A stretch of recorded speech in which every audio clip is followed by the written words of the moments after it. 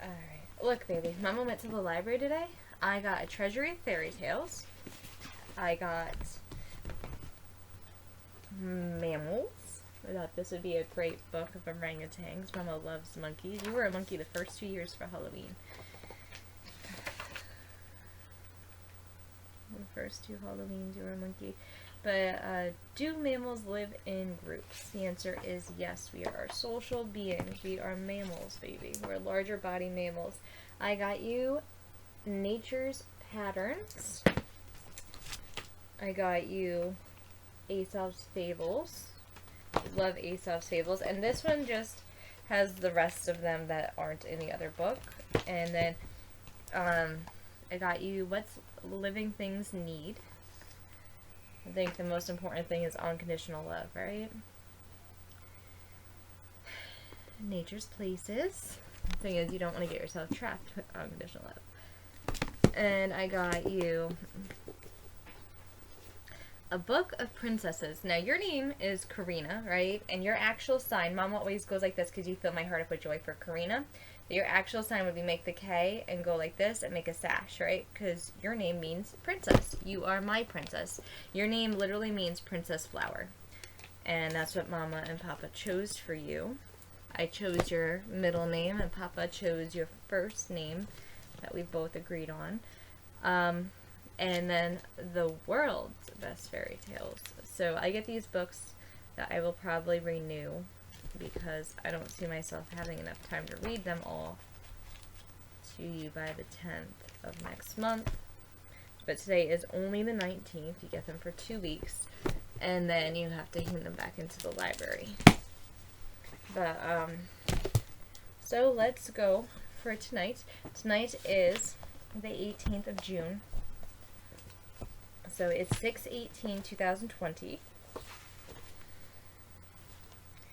And you are 5 years, 2 months, and 8 days old. Can you believe it? Mama, I can't believe it. You're getting so big, baby. And I miss you so much. Today's actually the 19th. So, you're 5 years, 2 months, and 9 days old, because today is the 19th. I'm actually wearing a watch I actually got for you. See this watch? This watch is actually your watch. Mama's watch started breaking down. My numbers weren't showing up, and I need a watch on me every day, just so I have the time and the day and everything else like that just on my wrist. I need a watch, I always do. So I want you to have a watch too. But this is Bedtime Bees. If counting sheep to fall asleep makes buzz inside your head, try counting bees, and if you please, hear soft, sweet hums instead. Bzzz, right? Little bees. Look at her sleeping soundly from her little bee sounds that she hears in her head. So Mama wants to tell you about her day a little bit. Mama does what she does every day. I wake up, right? Not every single day, but a lot of my days. I wake up. Today I got to go out and milk the cow. Her name is Summer, and she's absolutely perfect, right? And then I got to help with the hen houses a little bit. And then I got to go and help someone with their house. And then I got to come home and I got to go to the library and pick out books for you because you're the only thing I ever think about. And then we got to have dinner and I got to watch a movie with someone who you're going to love and adore. Her name's Ada. And she's a little bit older than you. She's 12. But she is absolutely fabulous. And then we all got to, I took the kids down to the store so they could get some marshmallow stuff. And, you know, so we got some sweets, some s'mores, and I got to give someone a ride home. And now we watched the rest of a movie called Maleficent. And earlier today we watched a different movie. It was about a little girl who went into like a magical land and she did amazing with this land that she made up with this little boy that she became friends with. And yeah, so that was my day today, baby. And I just think about you all the time. I always think that this is what I'm doing instead of spending time with you. And all I want to do is spend time with you. You know that? That's all I ever wanted to do. I wanted to have 10 beautiful kids, and I wanted to raise them, and I wanted to teach them everything, and do Your Baby Can Read with them, and elimination communication, and I wanted to hold them the first 6 months of their life doing the continuum concept, and I wanted to teach them sign language and teach them different languages. You were working on Italian and Spanish, and you were playing the cello and the piano, and you were also doing sign language, and you were reading, and you were doing math, and you knew all your real shapes, and you were doing phenomenally well. Mama loves potential, right? And you have amazing potential. You are going to be 10 times smarter than your father or I. You know that? You already are 10 times smarter than either one of us. But I just wanted to be by your side every second of every day. I never wanted to leave you. I never wanted to leave you. Not until you were at least 7, so this way I knew you had a really firm foundation. And I just love you. And I miss you. And don't ever think that this was something...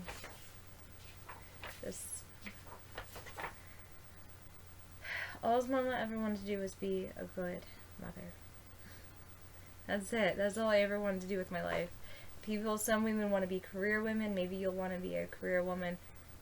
Mama doesn't have that in the cards for her. When I work outside the home, I get really sick because it goes against every grain in my body and my being. So some women just aren't career women, so they deal with other things instead. But, just know, Mama loves you. Mama never wanted to leave you. Not even for a single second. Not until you were 7. And then I wanted you just to be my girl until, you were 18, and then you were on your journey to growing up more, but I didn't want you to leave if you didn't want to. Mama just loves you, baby. Mama just always wanted to have babies and always wanted to raise them. I did. Alright, so this is the tale of the match girl. It was late on a bitterly cold New Year's Eve. The snow was falling. A poor little girl was wandering in the dark, cold streets. She had bareheaded and bare feet. She had, of course, had slippers on when she left home, but they were not much good, for they were so huge. They had last been worn by her mother, and they fell off the poor little girl's feet when she was running across the street to avoid 2 carriages that were rolling rapidly by. One of the shoes could not be found at all, and the other was picked up by a boy who ran off with it, saying that it would do for a cradle when he had some children of his own. So the poor little girl had to walk on with her little bare feet, which were red and blue with the cold. She carried a quantity of matches in her old apron, and held a packet of them in her hand. Nobody had bought any of her during all the long day, and nobody had even given her a copper. The poor little girl, she was a poor little creature. She was hungry and perishing with the cold. And she looked the picture of misery. The snowflakes fell on her long yellow hair, which curled so pretty around her face, but she paid no attention to that. Lights were shining from every window, and there was the most delicious odor of roast goose in the streets, for it was New Year's Eve. She could not forget that.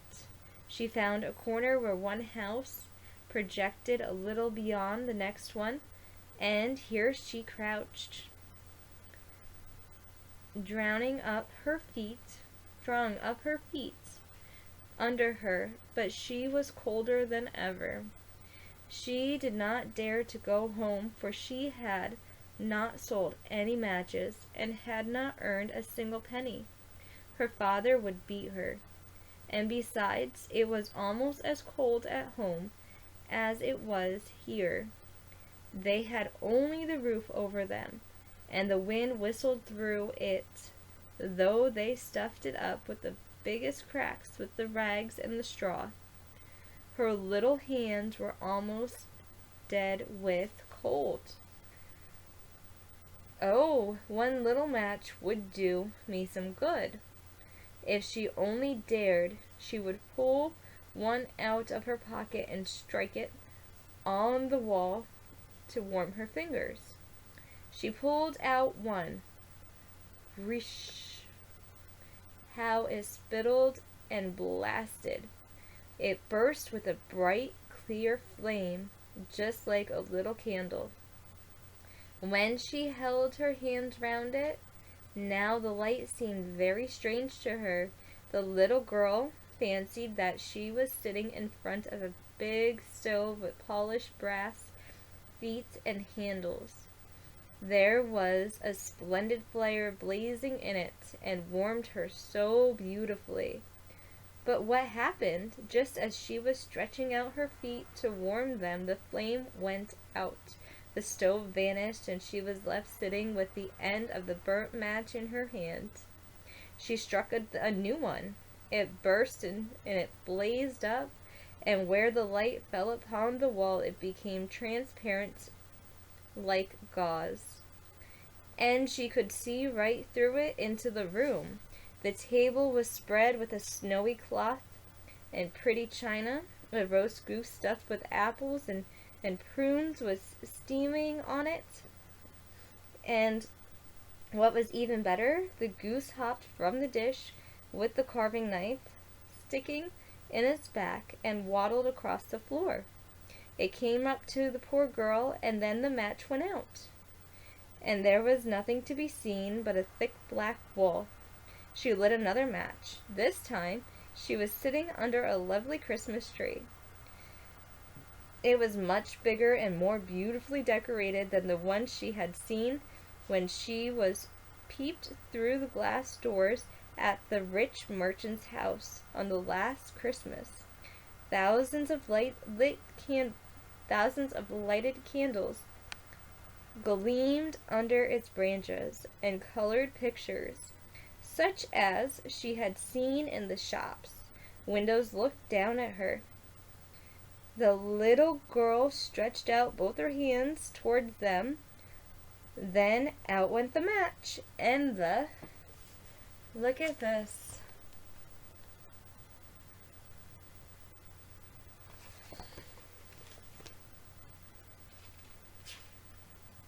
She struck the whole bundle of matches.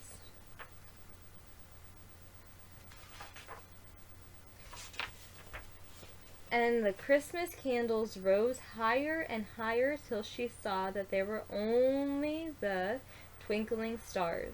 One of them fell and made a bright streak of light across the sky. Now someone is dying, thought the little girl, for her old grandmother, the only person who had ever been kind to her, used to say, when a star falls, a soul is going up to God. Now she struck another match against the wall, and this time it was her grandmother who appeared in the circle of flame. She saw it quite clearly and distantly, looking so gently and kind, so gentle and happy. "Grandmother," cried the little creature, "oh, do you take me with you? I know you will vanish when the match goes out. You will vanish like the warm stove, the delicious goose, and the beautiful Christmas tree."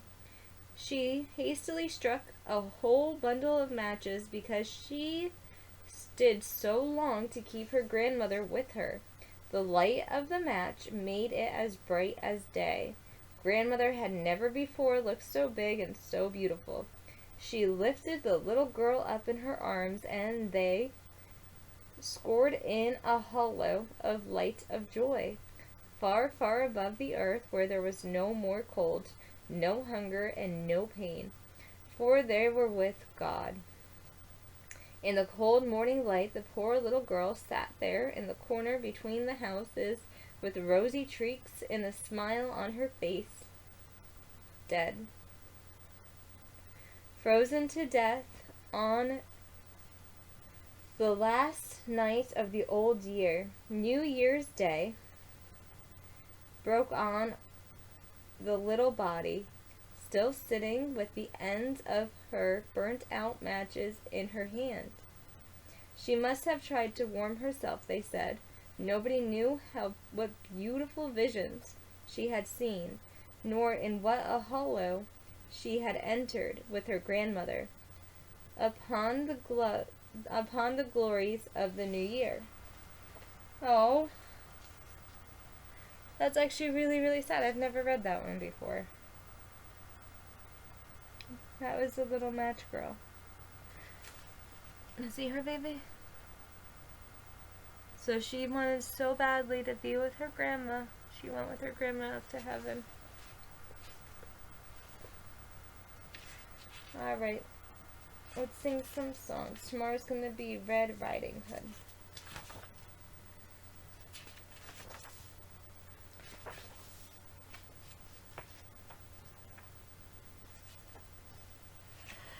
Alright, so let's sing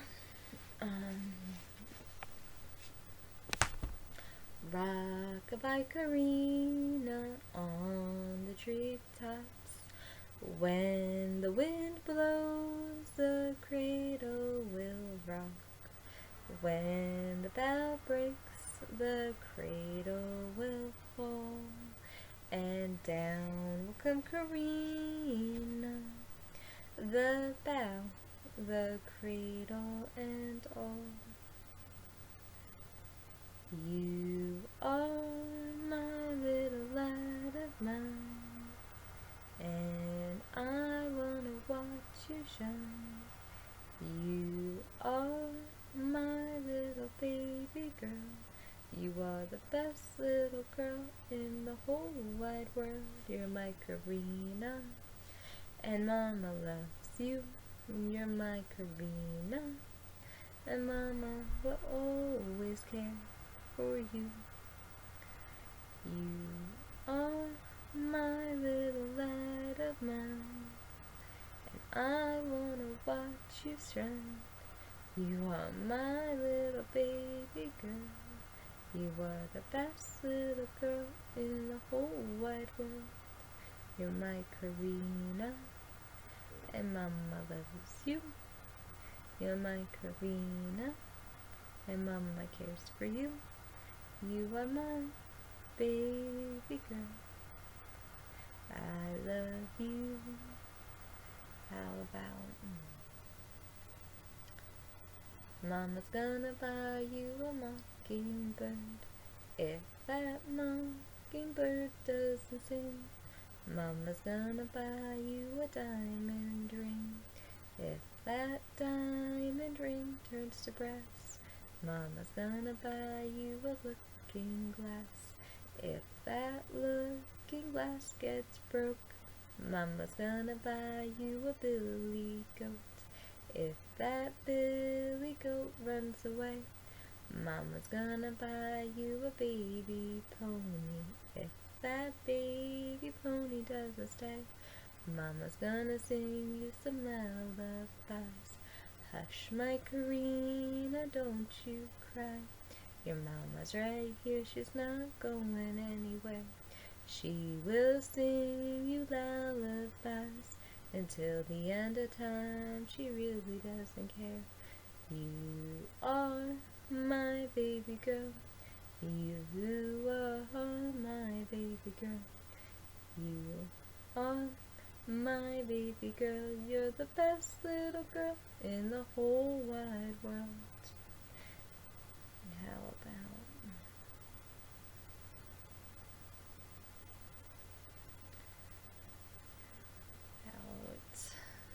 swinging low, sweet chariot, coming forth to carry me home. Swing low, sweet chariot, coming forth to carry me home. Well, I Looked over Jordan, and what did I see? Coming forth to carry me home. A band of angels coming after me, coming forth to carry me home. Swing low, sweet chariot, coming forth to carry me home. Swing low, sweet chariot, coming forth to carry me home. Well, sometimes I'm up and sometimes I'm down, coming forth to carry me home.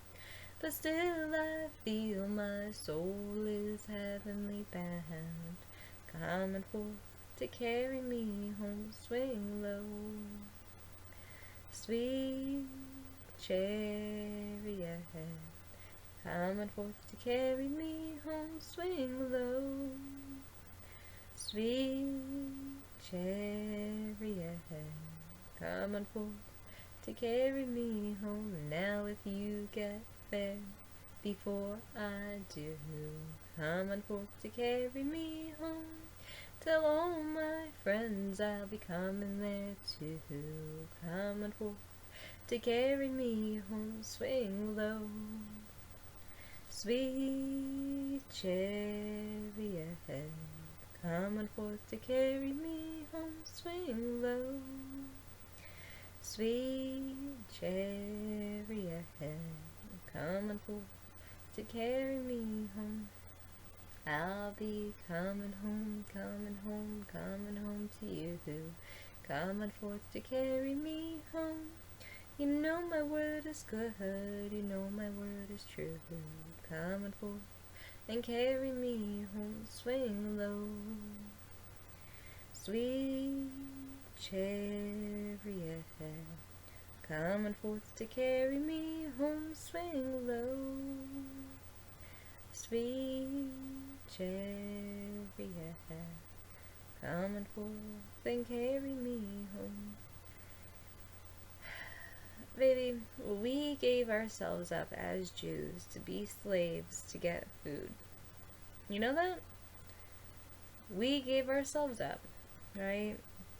We went down to Egypt to figure out what was going on because Joseph was in Egypt and he wanted to see his brother Benjamin, who was his mother's other son, right? Because his other siblings, his half-siblings, Leah's sons, went down and dropped him off in the desert because they were jealous of the way that his father, who wasn't really the best of guys, like, he stole his brother's birthright so that this way he got the birthright, and then he stole a lot of land because he stole a lot of animals because his wife got switched and he got conned into marrying Leah instead of Rachel because the father wanted him to have his older daughter Leah first, and then he was like, well, I wanted to marry Rachel.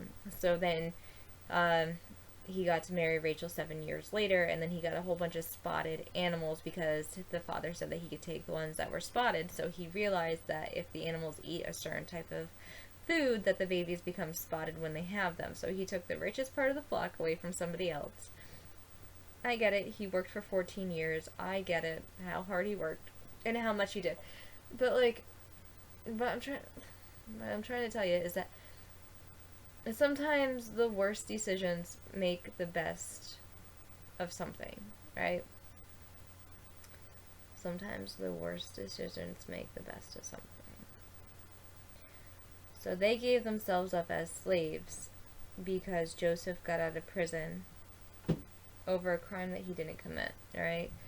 So because the woman inside the home said that he tried to hurt her and kept his coat as evidence. He didn't try and hurt her. He didn't do anything wrong to her. But he had to go into the prison, and then he interpreted some dreams. One was from a winemaker and the other one was from a cook. And then he said, always, remember me and tell about me to the king. And then the Pharaoh had a dream that he didn't know the answer to, and then he was like, and then I think it was a winemaker who was like, oh, well, I know of this guy that I was in jail with when you thought that I was trying to poison you, which he wasn't. Um, and then he's like, yeah, he interpreted my dream, so maybe he can interpret yours too. So then Joseph gets out of jail, interprets the dream of the Pharaoh, which is 7 years of prosperous, 7 years of famine.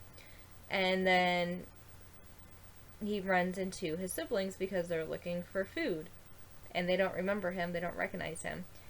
And then they brought Benjamin down, and Joseph put a cup into Benjamin's bag.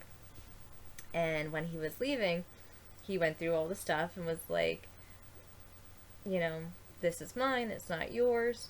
And he was like, I didn't take it. And, but he wanted to see his family, and he didn't speak Hebrew anymore. But anyways, so they went back and got Abraham, and Isaac.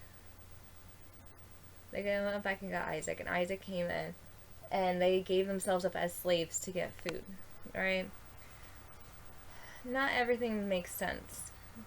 A lot of things just don't make sense. They don't add up. But, like, when you go back and you look it through it detail by detail, it does. It does make sense,